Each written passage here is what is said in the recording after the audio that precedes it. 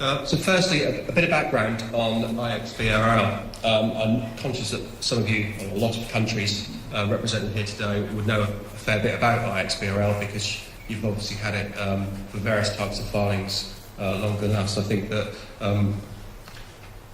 the United States, Japan and Australia and even some of Europe as well currently has iXBRL filing. Very quickly, it's a computer language. It involves tagging with an electronic code of certain source data, and that data is drawn from what is called a taxonomy. I haven't put an example because frankly it's not that exciting. But at the bottom there you'll see a list of all the current taxonomies in use in the UK. The background to this really is that iXBRL filing has actually been around for Companies House in England since 2005. In fact, the Register of Companies here in London actually claims that it was the first registrar in the whole world to bring in iXBRL filing. Frankly, it really hasn't taken off in the UK since 2005. You can file accounts using the web filing services online.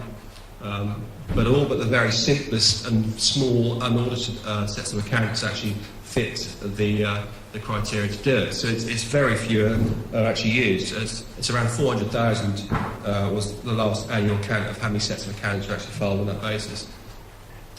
But what's fundamental in the UK was this drop-dead date we recently experienced on the 1st of April, where HM Revenue and Customs, an organisation with a bit of a track record for being difficult when it implements online filing, announced that all company accounts, corporation tax computations and corporation tax returns would all have to be filed using iXBRL with effect from the 1st of April.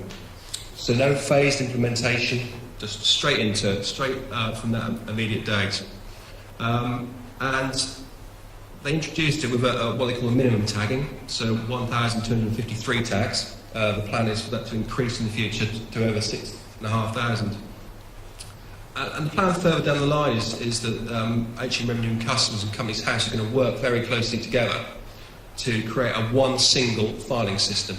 And that is planned to be in the future, although the electronic filing of all company accounts, Companies House, in England is going to be by March 2013. The difficult thing there is obviously HM Revenue and Customs and Companies House want very different information. HM Revenue and Customs want the full set of accounts, the detailed management accounts and the corporation tax computations. But most companies in the UK, where they can, just like to file abbreviated accounts and have the minimum amount of information actually in the public domain.